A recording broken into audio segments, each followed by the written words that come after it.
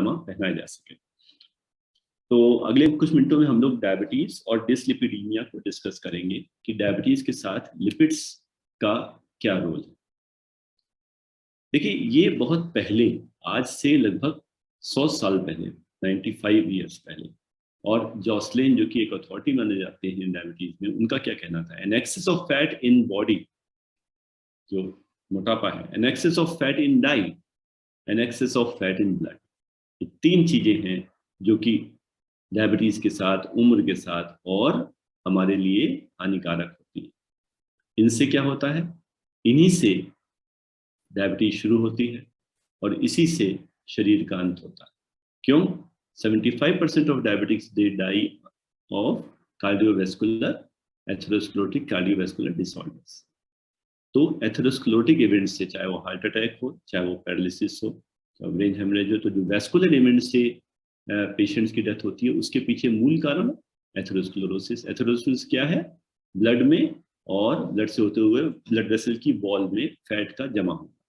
तो ये problem diabetes को भी, अगर हम कहें कि डायबिटीज शुगर की बीमारी है, अरे शुगर से ज्यादा तो डायबिटीज फैट की बीमारी है, क्योंकि फैट ज्यादा होने से इंसुलिन रेजिस्टेंस हुआ, इंसुलिन रेजिस्टेंस ज्यादा होने से डायबिटीज हुई, उसके साथ में हाइपरटेंशन डिसलिपिडीमिया हुआ, उससे कार्डियोवैस्कुलर डेथ हुई।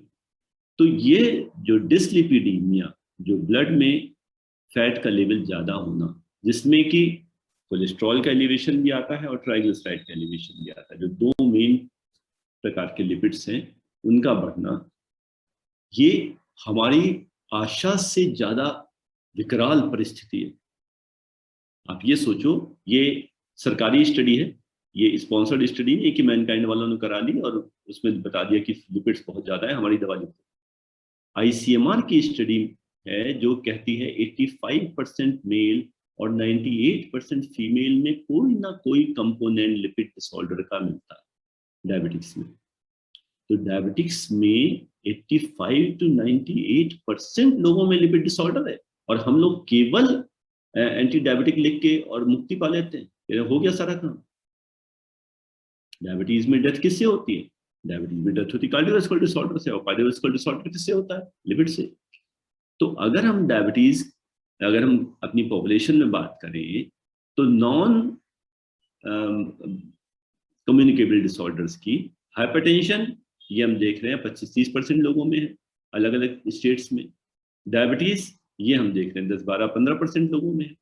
ओबेसिटी, ये हम देख रहे हैं 20-25 या कुछ 20 से 40% लोगों में। लेकिन लिपिड डिसऑर्डर, माय गॉड, आप देखो ना, 75 to 85% लोगों में।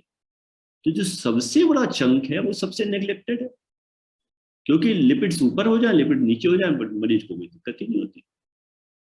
शुगर ऊपर नीचे होती है, हम आसमान सर पे उठा लेते हैं, बीपी ऊपर नीचे होता है, मरीज आसमान सर पे उठा लेता है। लिपिड्स की किसी को चिंता ही नहीं है, ना पेशेंट को ना डॉक्टर। तो लिपिड्स हमने इग्नोर कर रखे हैं। आप ये देखिए, अलग अलग स्टेट्स में इंडिया की टोटल कोलेस्ट्रॉल लेवल क्या देखे गए? मीन मीन वैल्यू छत्तीसगढ़ में है, आंध्र प्रदेश में ये 164 165, ये सबसे कम, और केरल और गोवा में लगभग 200।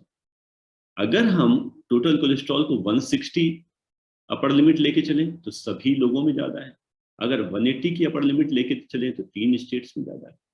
तो हमारी एक सिग्निफिकेंट पॉपुलेशन है हाइपर कोलेस्ट्रोलीमिया या किसी ना किसी प्रकार के लिपिड डिसऑर्डर से ग्रसित है, और हमने उसको इग्नोर कर रखा है।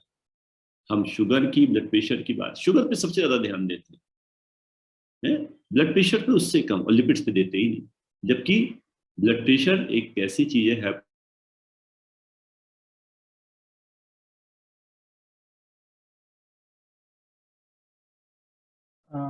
I guess there is some connection issue.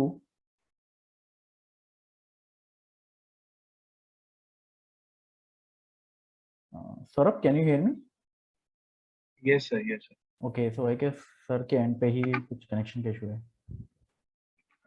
So we request the viewers to please stay with us. We'll solving this issue within few seconds.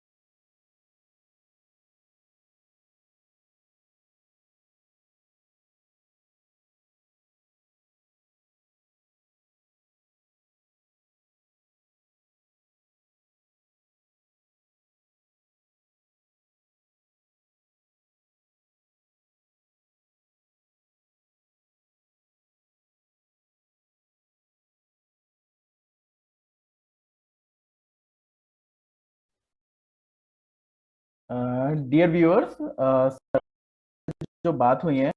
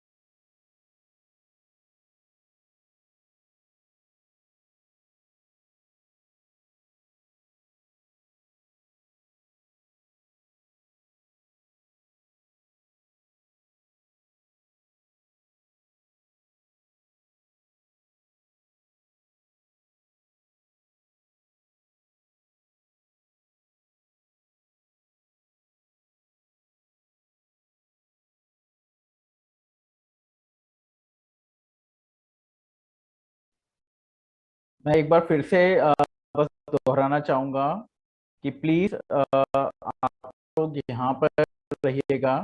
जैसा कि आप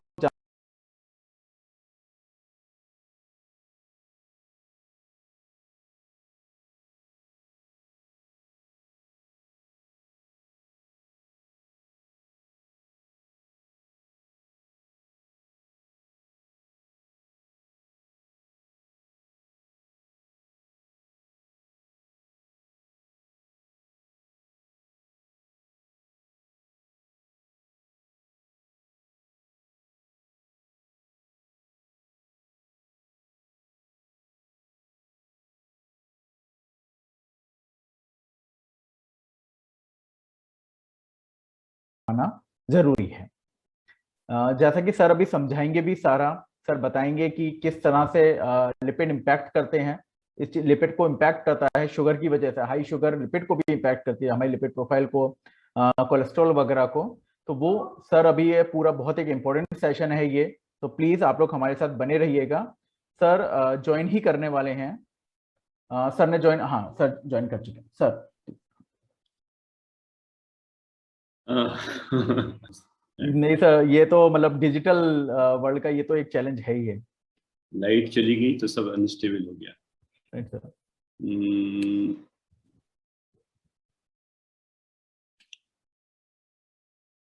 तो मित्रों, बात इतनी है कि हमें लिपिड्स का ध्यान बहुत रखना है, और जो कि हम लोग ने काफी नेग्लेक्ट कर रखा है काफी केसेस में।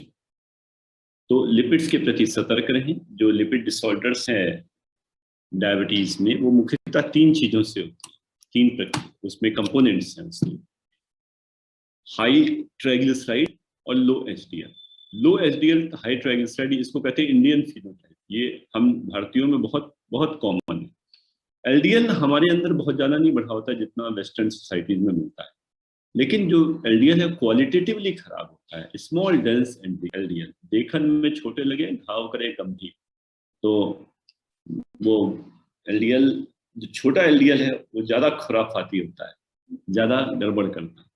तो यह जो ट्रायड है डायबिटिक डिसलिपिडीमिया का, तो यदि हम देखें कि डायबिटीज के साथ जो लोग हैं और डायबिटीज के बिना डायबिटीज के जो लोग हैं, अगर उनमें हमारे कार्डियोवैस्कुलर रिस्क कैसे होते हैं, तो आप ये देखेंगे कि डायबिटिक्स में जो डिस्लिपिडीमिया के साथ जहां डायबिटीज है वहां ये देखो 61 पर 10,000, 130 पर 10,000, और विदाउट डायबिटीज में डिस्लिपिडीमिया में 13 और 46, मतलब 13 से 61, ये हमारा लगभग 5 गुना, 4.5 गुना, 46 से 133 लगभग 3 गुना। तो हमारे डायबिटीज होते ही लिपिड डिसऑर्डर्स का जो कार्डियोवास्कुलर इवेंट रेट है देखिए कितना बढ़ जाता है, 3-4 गुना संभावना बढ़ जाती है जैसी डायबिटीज होती है कि ये लिपिड्स ज्यादा खुराफाती हो जाए और हार्ट पर प्रभाव डाले। एलडीएल में 1 मिलीग्राम बढ़ना 1% कार्डियोवास्कुलर रिस्क की संभावना बढ़ा देता है। सोचो 1 मिलीग्राम से 1%, तो अगर एलडीएल हमारा 25 बढ़ा हुआ है 25 अपर लिमिट से, तो वो 25% रिस्क बढ़ा देता है, जो कि बहुत होता है। तो और ये जो जितना एलडीएल बढ़ा हुआ है, इसको यदि हम रिड्यूस करते हैं तो इसके रिडक्शन के साथ बहुत सारे एडवांटेजेस हमको मिलते हैं। तो इसलिए हमें एलडीएल और हमें जो कोलेस्ट्रॉल है, कोलेस्ट्रॉल को बहुत इफेक्टिवली, बहुत जल्दी डायग्नोज करना चाहिए और उसको बहुत इफेक्टिवली ट्रीट करना चाहिए। हम जानते हैं कि जो डायबिटीज में ग्लूकोज बढ़ता है तो ग्लूकोज का सीधा रिलेशन माइक्रोवेस्कुलर डिसऑर्डर से, मतलब ग्लूकोज बढ़ा तो आईज में रेटिनोपैथी और किडनी में नेफ्रोपैथी करेगा, न्यूरोपैथी पैरों में न्यूरोपैथी करेगा। तो ग्लूकोज डायरेक्टली एसोसिएटेड है रेटिनोपैथी, नेफ्रोपैथी और न्यूरोपैथी से। ये जो कोलेस्ट्रॉल है, लिपिड्स हैं, लिपिड्स डायरेक्टली रिलेटेड है मैक्रोवेस्कुलर डिसऑर्डर से, लार्ज वेसल डिजीज से, मतलब जो कार्डियक और सेरेब्रल, हार्ट अटैक और पैरालिसिस से। तो इसलिए जो माइक्रोवेस्कुलर डिसऑर्डर है, रेटिनोपैथी और न्यूरोपैथी और नेफ्रोपैथी, वो क्वालिटी ऑफ लाइफ खराब करते हैं। लेकिन अगर हार्ट अटैक पैरालिसिस हुई तो क्वालिटी क्या क्वांटिटी, वो तो पेशेंट सर्वाइव ही नहीं करेगा। काफी पेशेंट तो इसमें फैटल होता है उनके लिए इवेंट, मर जाते हैं। तो इस प्रकार से लिपिड डिसऑर्डर अगर डायबिटीज के साथ हुए वो तो मोर्टेलिटी बढ़ा दे सकते हैं, मॉर्बिडिटी तो बढ़ाते ही। इसलिए यदि हमें डायबिटीज के मैनेजमेंट की बात करनी है तो केवल ग्लाइसेमिक कंट्रोल पे नहीं टिके रहना है। ब्लड प्रेशर जो उन्होंने लास्ट पे बात की 130/80 मत जाने दो, इससे ऊपर जाएगा तो डायबिटीज से ज्यादा नुकसान ब्लड प्रेशर करेगा। लिपिड्स कोई परेशानी नहीं पता चलेगी पेशेंट को, बस एक दिन हार्ट अटैक पड़ जाएगा, एक दिन पैरालिसिस हो जाएगी, एक दिन ब्रेन हेमरेज हो जाएगा, एक दिन डेथ हो जाएगी। तो ना सिम्टम्स ना ट्रीटमेंट से कोई इफेक्टिव हमको ये लगे कि कोई डिफरेंस आया। जब हमें कोई डिफरेंस नहीं लगता तो अक्सर पेशेंट दवा बंद कर देता है, इसको खाऊं ना खाऊं कोई फर्क तो पड़ता नहीं। हाँ, वास्तव में फर्क नहीं पड़ेगा, बस एक दिन गुजर जाएंगे बस। तो ग्लाइसेमिक कंट्रोल से भी ज्यादा है इंपॉर्टेंट बीपी कंट्रोल, उससे भी ज्यादा है लिपिड कंट्रोल, जो कि हम लोग अक्सर ध्यान नहीं देते। एंटी प्लेटलेट थेरेपी जब जरूरत हो हम लोग ध्यान नहीं देते। ये देखा गया इंडिया हार्ट वॉच स्टडी में अवेयरनेस कितनी है, बहुत कम, ट्रीटमेंट बहुत कम, कंट्रोल उससे भी क्या। अगर ट्रीटमेंट ले भी रहे हैं हम कोलेस्ट्रॉल लिपिड डिसऑर्डर्स के लिए तो अनकंट्रोल। जैसे डायबिटीज के लिए ट्रीटमेंट तो बहुत सारे लोग करा रहे हैं, इवन इंसुलिन भी ले रहे हैं, लेकिन अनकंट्रोल। बीपी की दवा बहुत सारे लोग खा रहे हैं, लेकिन uncontrol. Same story cholesterol lipids के लिए भी, या तो हमें मालूम नहीं है, मालूम है तो ट्रीटमेंट नहीं ले रहे, और ट्रीटमेंट भी ले रहे हैं तो इफेक्टिवली उसको कंट्रोल नहीं कर रखा। इसलिए वर्ष में एक बार हर डायबिटिक का टेस्ट जरूर कराइए, जैसे अभी डॉक्टर प्रशांत कह रहे थे। यदि अब नॉर्मल है तो समय समय पे उसको रिपीट करा के, जैसे ग्लूकोज और ब्लड प्रेशर को हम मॉनिटर करते हैं, वैसे इसको भी बीच बीच में मॉनिटर करके हम ये देखते रहें कि जो मेडिसिन हम दे रहे हैं उससे एडिक्वेट कंट्रोल है भी या नहीं। साल में एक बार हमें लिपिड प्रोफाइल जरूर कराना है। लिपिड प्रोफाइल में एक्सटेंडेड लिपिड प्रोफाइल और बड़े फैंसी लाइपोप्रोटीन लिपिड ए और एपोलाइपोप्रोटीन, इतना सब भी जाने की जरूरत नहीं। हमारा टोटल कोलेस्ट्रॉल, ट्राइग्लिसराइड, स्पेसिफाई अगर हम और बेहतर काम करना चाहते हैं तो एलडीएल, है। हमारा मेन जो मोडेलिटी है ट्रीटमेंट की जिसपे हमें मुख्य ध्यान रखना है वो एलडीएल है। तो अगर हम अपनी इंडियन कंसेंसस की बात करें, जो हमारे भारतीय जो डॉक्टरों ने जो एक डेवलप की अपने भारतवर्ष के लिए, एलडीएल पे ध्यान रखो। एलडीएल बेस्ड थेरेपी जो सिंप्लीफाइड थेरेपी है, तो आपको एपोलाइपोप्रोटीन, लाइपोप्रोटीन, लिपिलेयर और मार फैंसी और होमोसिस्टिन भी करा रखा है और पता नहीं सीआरपी भी करा रखा, सब करा रखा, सब अनकंट्रोल रखे, क्या फायदा है इसका। तो एक एलडीएल पे ध्यान दें। एलडीएल को हमें एक स्ट्रेटिफाई करके रखना है कि किस पेशेंट में एलडीएल का टारगेट क्या है। जैसे हम लोग ग्लूकोज में बात करते हैं कि किस पेशेंट में हमें HbA1c 7 रखना है, किस में 6.5 रखना है। प्रेगनेंसी है तो 6.5 से भी कम 6 लाने की कोशिश करनी है। ओल्ड एज है तो हमें 7 नहीं 7.5 8 रखना है। तो हर पेशेंट में हम अलग टारगेट रखना चाहते हैं। वैसे ही लिपिड्स में भी कुछ एक पेशेंट है जिसमें हम लिपिड और घटाना चाहते हैं, तो हर पेशेंट के केस में हम उसके लिए एक गोल डिफाइन करें और उस गोल को अचीव करने का ध्यान रखें। एलडीएल को कम करें, कम से कम। कुछ पेशेंट्स में अगर हम टारगेट ना ला पाए तो जितना था उसका 50% या 30 to 50% जरूर घटाने का प्रयास करें, क्योंकि ये मॉर्टेलिटी बेनिफिट देता है। हमारे पास 3 मुख्य तरीके हैं डायबिटिक डिस्लिपिडीमिया को डील करने की: स्टैटिन, एजेटिमाइब और PCSK9 इनहिबिटर। ये PCSK9 इनहिबिटर को हम अभी भूल जाते हैं।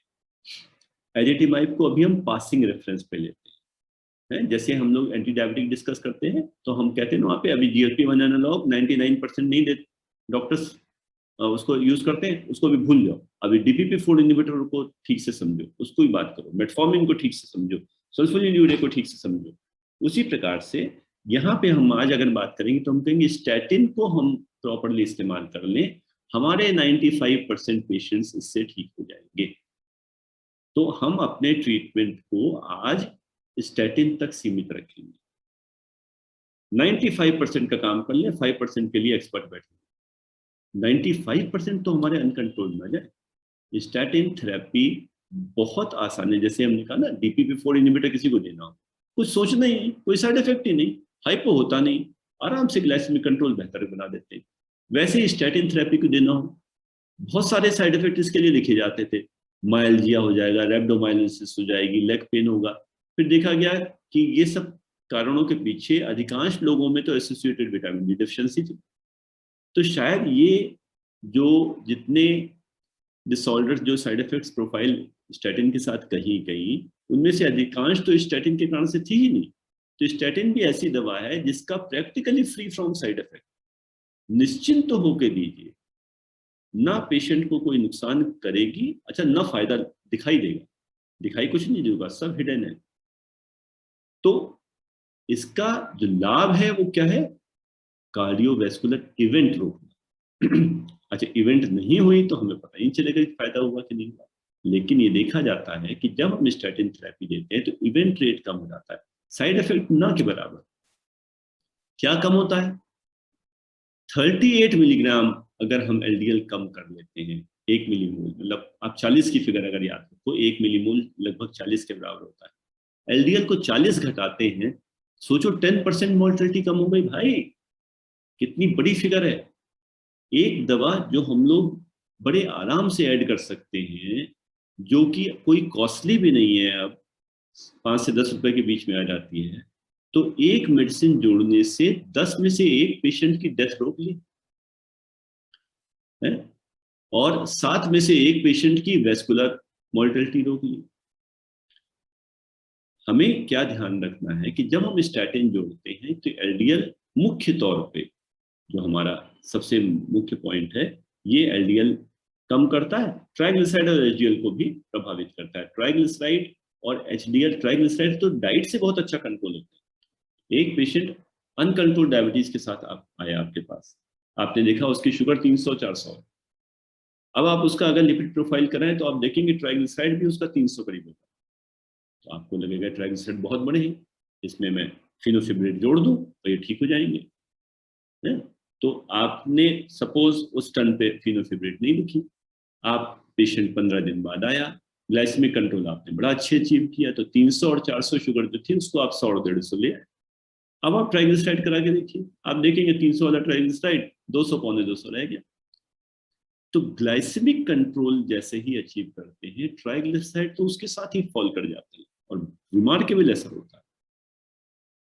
एचडीएल थोड़ा सा राइज कर जाता है। तो ये ट्राइग्लिसराइड और एचडीएल ये काफी ग्लाइसेमिक कंट्रोल से एक तो एसोसिएटेड है, नंबर 1। नंबर 2, ये दोनों काफी हमारी डाइट से बड़ी आसानी से हम ट्राइग्लिसराइड को, जहां हमने डाइट पे ध्यान दिया ट्राइग्लिसराइड लेवल कम आने लग जाते हैं, जहां हमने एक्टिविटी पे ध्यान दिया एक्टिविटी बढ़ाई वहां एचडीएल बढ़ने लग जाता है। तो ये दोनों चीजें लाइफ स्टाइल से बहुत अच्छी प्रभावित होती है। एलडीएल पे उतना अच्छा प्रभाव नहीं आता।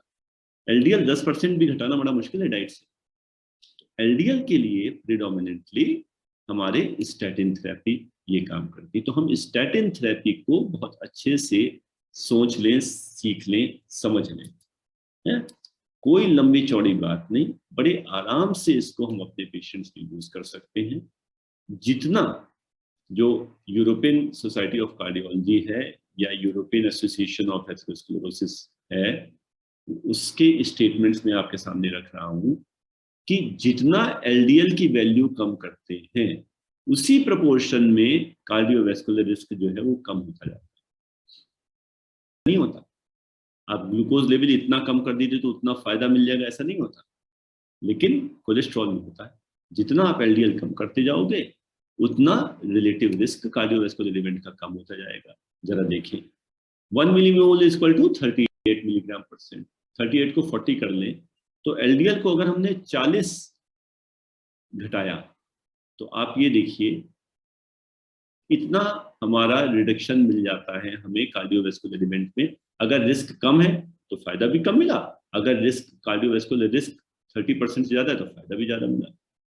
अगर हमने 1.5 मिलीमोल मतलब 60 घटाया तो ये फायदा, और अगर हमने 80 घटाया तो ये फायदा।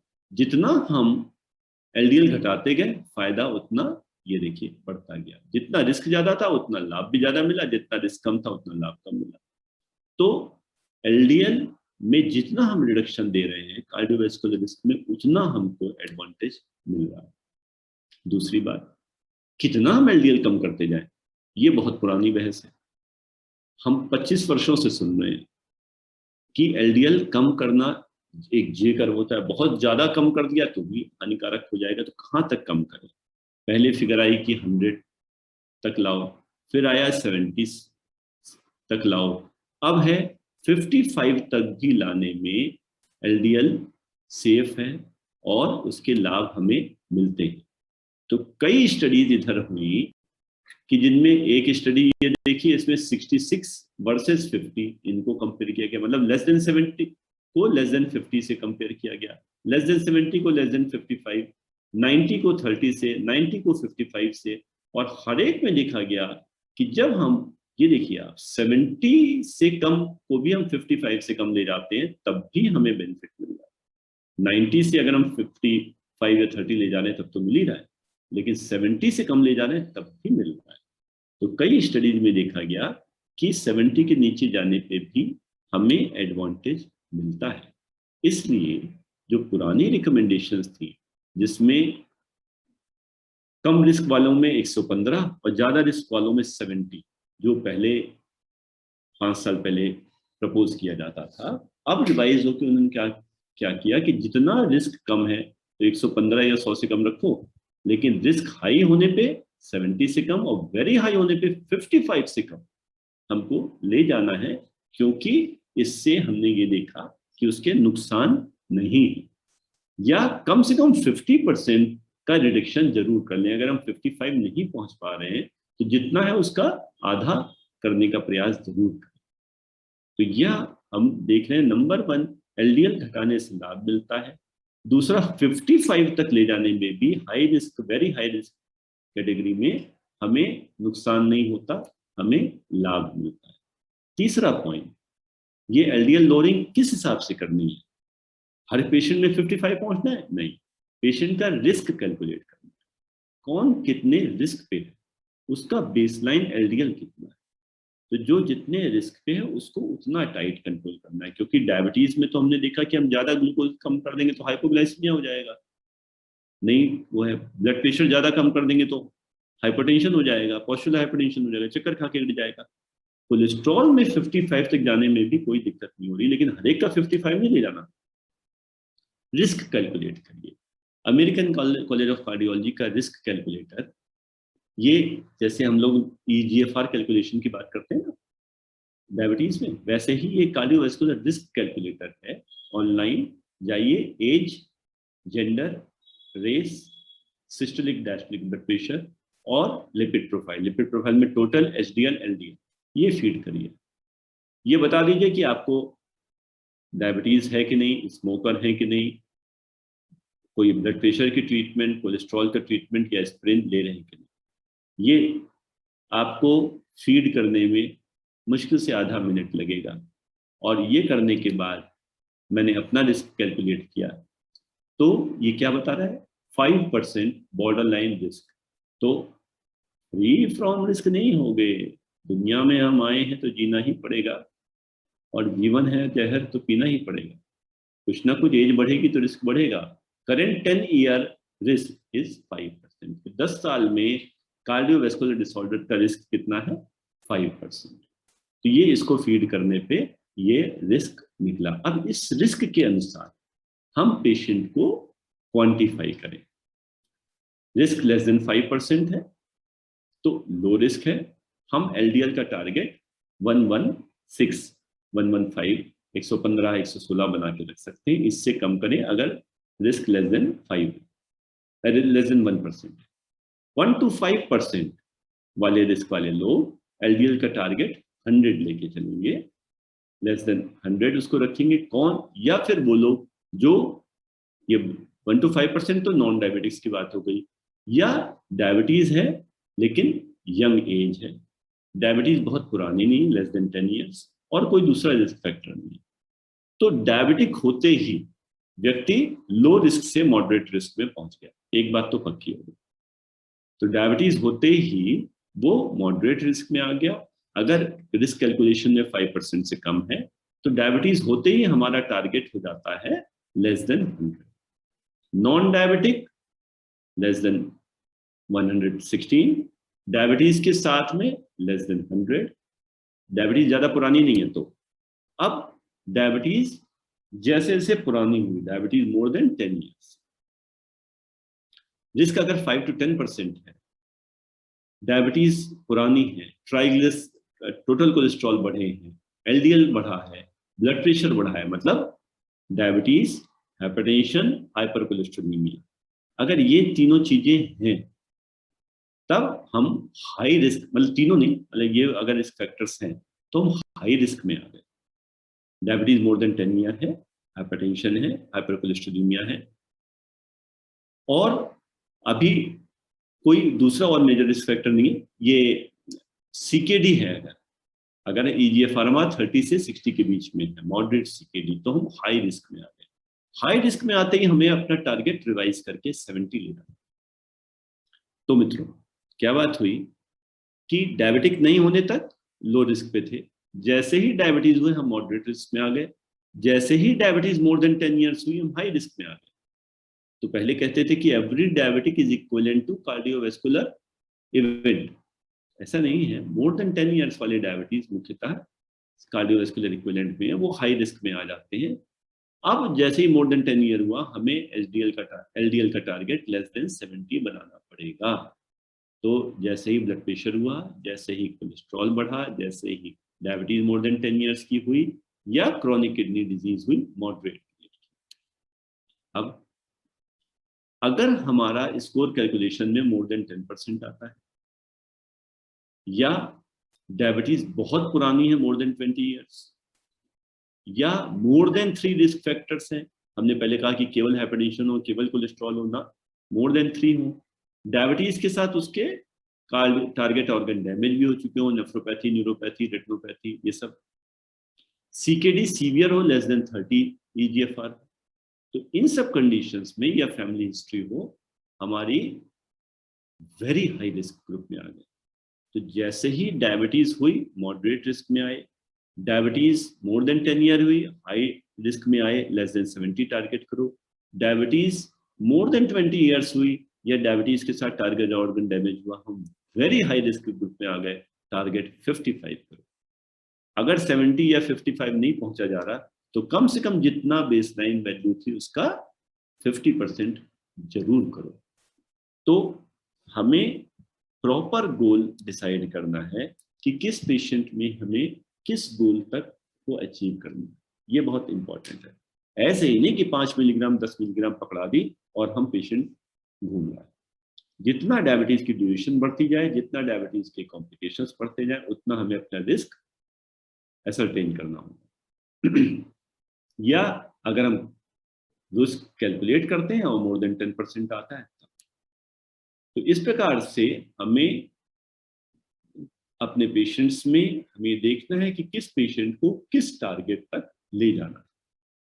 तो इसके साथ अगर हम बात करें तो जो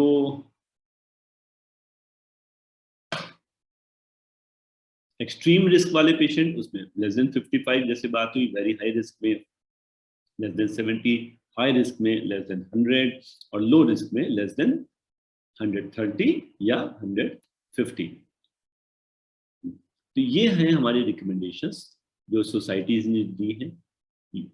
यूरोपियन एसोसिएशन ऑफ कार्डियोलॉजी की जो रिकमेंडेशंस है उसको अगर हम थोड़ा सा फिर से एक बार डिस्कस करें तो डायबिटिक डिसलिपिडीमिया में जो वेरी हाई रिस्क ग्रुप पे है उनको 55 और हाई रिस्क पे उनको लेस देन 70 पर लेके जाना है। Statins are recommended in patients with type 1 diabetes also. Type 2 में तो हम देते हैं, टाइप 1 में भी, जो कि ड्यूरेशन ऑफ डायबिटीज बढ़ने के साथ, एज बढ़ने के साथ जो हाई रिस्क कैटेगरी में पहुंच गए, उनमें भी हमें ऐसे ही ट्रीट करना है। अब बड़ी इंपॉर्टेंट बात है, हमने स्टैटिन दी तो कितनी देनी है, कैसे हमें अप्रोच करना है। Intensification of statin therapy should be considered before introducing combination therapy। सबसे पहले हम स्टैटिन की डोजेस को स्केल अप करें, बढ़ाएं, इतनी बढ़ाएं कि हम अपने टारगेट पे पहुंच जाएं। अगर नहीं पहुंच रहे स्टैटिन थेरेपी सिग्निफिकेंट डोजेस दिन में, तब हमें कॉम्बिनेशन देना है। तब सेकेंड जनरेशन सेकेंड स्टेप की दवा देनी है एजेटिमाइब। एजेटिमाइब हमें तब जोड़नी है जब एक sufficient dose, adequate dose of statin देने के बाद भी हम कंट्रोल नहीं कर पाए तब। तो हाइपरट्राइग्लिसराइडीमिया हमारा बड़ी डिस्प्यूटेड सी स्टडी।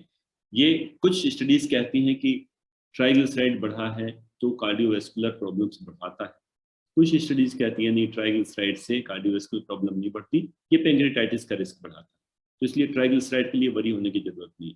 लेकिन ये देखा जाता है जो डायबिटिक्स में हाइपरट्राइग्लिसराइडीमिया होता है वह भी थोड़ा इवन रेट बढ़ाता है। तो शायद डायबिटीज में हाइपरट्राइग्लिसराइडीमिया को ट्रीट करने का एडवांटेज है, लेकिन जब हम स्टैटिन देते हैं तो हाइपरट्राइग्लिसराइडीमिया को भी थोड़ा प्रभावित करता है, वो कम करता है। फिनोफिब्रिल जोड़ने से टॉक्सिसिटी लेवल बढ़ जाता है। जो हमारे स्टैटिन और फिनोफिब्रिल कॉम्बिनेशन है वह थोड़ा ज़्यादा टॉक्सिक हो जाता है, यहाँ प्रॉब्लम आती है, तो इंडिविजुअली में नहीं आती। तो इसलिए ट्राइग्लिसराइड लोअरिंग से एज ऑन डेट थोड़ा कंफ्यूजन है, करें ना करें।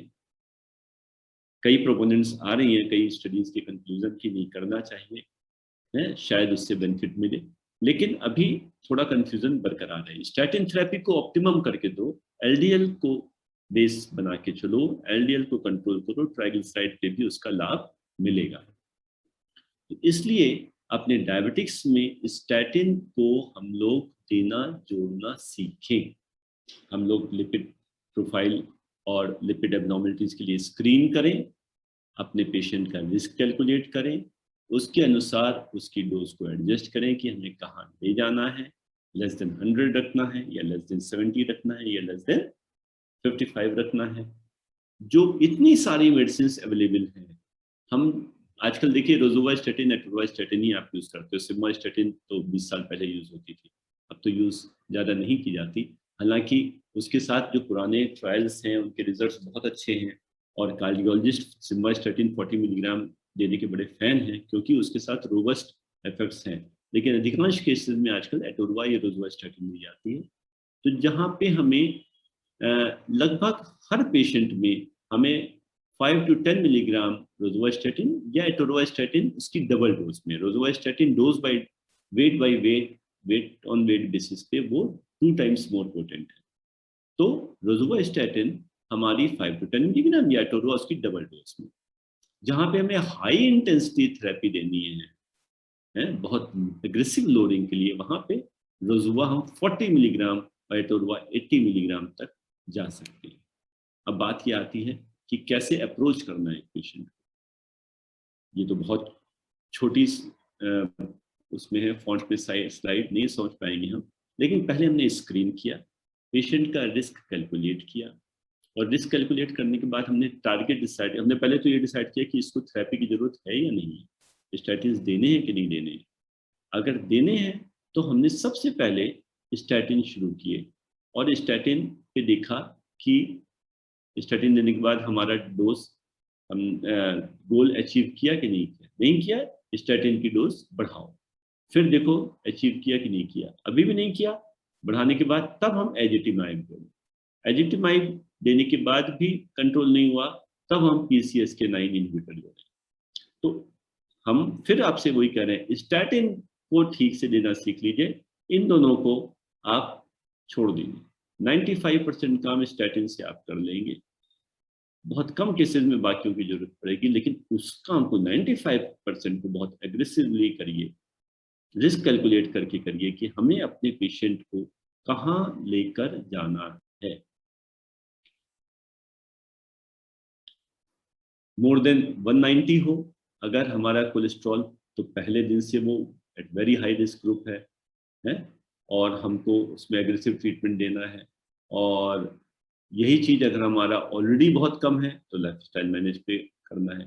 इसको हम लोग अनट्रीटेड LDL लेवल के हिसाब से अगर हम देखें, मोर देन 190, 190 से 116, 100 से 116, 70 से 100, 55 से 70 और लेस देन 55, ये जो हम लोग ग्रेड्स पढ़ते आ रहे हैं, समझते आ रहे हैं, इसमें जो वेरी हाई रिस्क ग्रुप में जो लोग हैं उनको तो हमें लेस देन 55 लाना है, और अगर 55 प्लस है तब भी हम उनको स्टैटिन देंगे।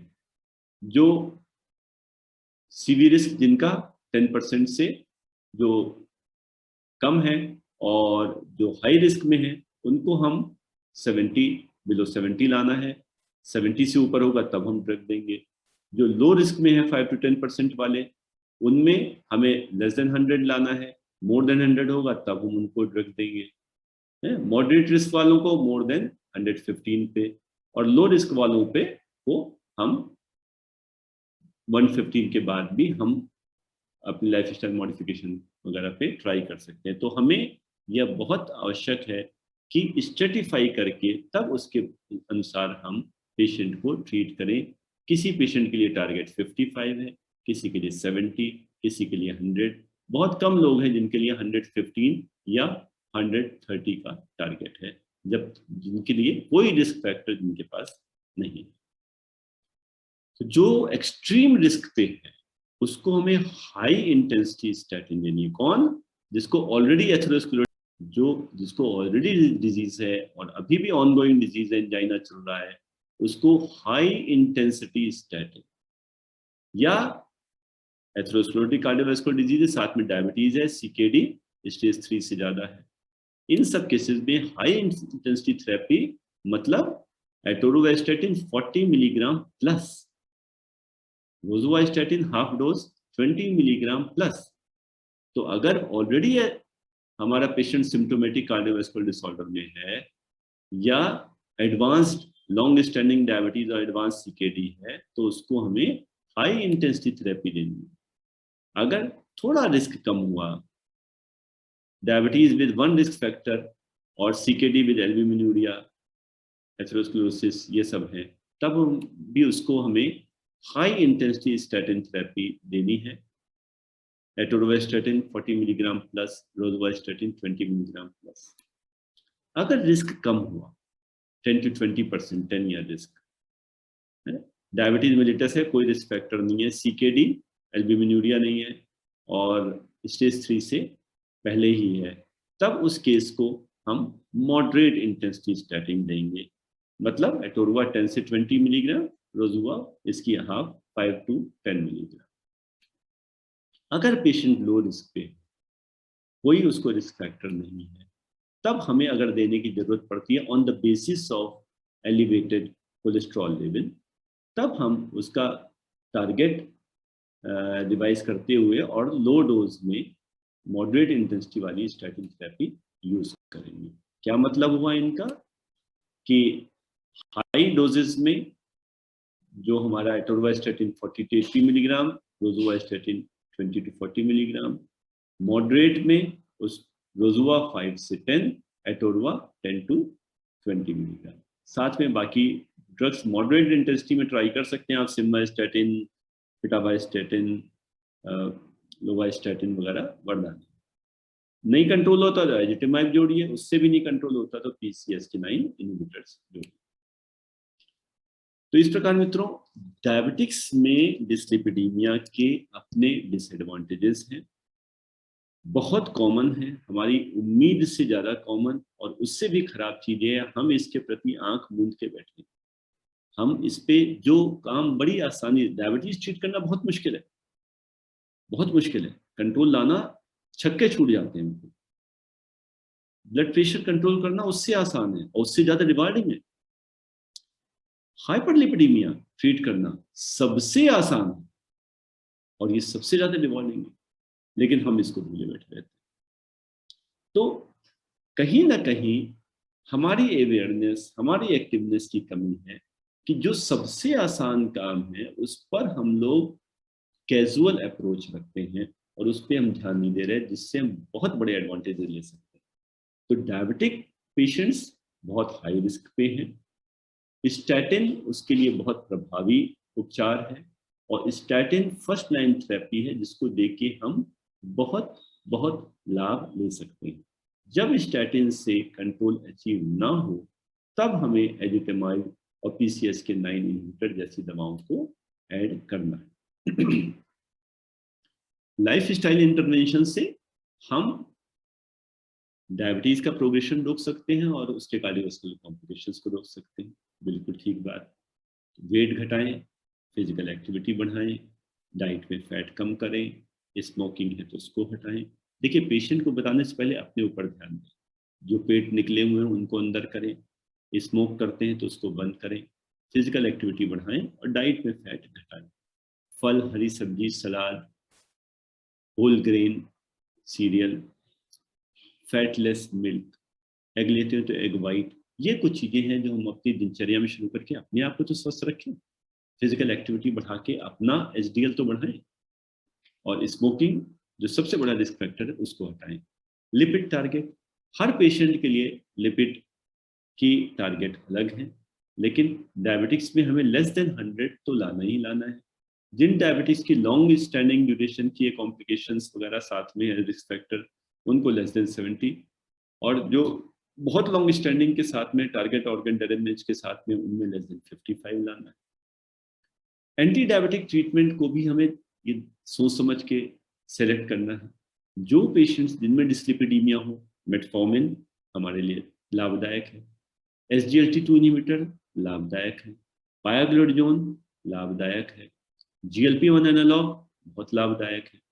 तो ये वो चीजें हैं जो हमको एंटी डायबिटिक होते होते साथ साथ थोड़ा सा लाभ हमें इंसुलिन रेजिस्टेंस, मेटाबॉलिक सिंड्रोम और डिसलिपिडीमिया इनमें भी देती है। तो हम इनको ऐसे पेशेंट्स में इस्तेमाल करें। सबसे पहले मेटफॉर्मिन तो कर लो। हम मेटफॉर्मिन ही ऐसी कंजूसी से देते हैं, 100 किलो का व्यक्ति, और अभी भी हम एक केस में डिस्कस कर रहे थे कि पेशेंट 100 किलो का, मेटफॉर्मिन देंगे 500 मिलीग्राम। तो चीजों को ऑप्टिमल ट्रीटमेंट हमें देने की आदत डालनी है।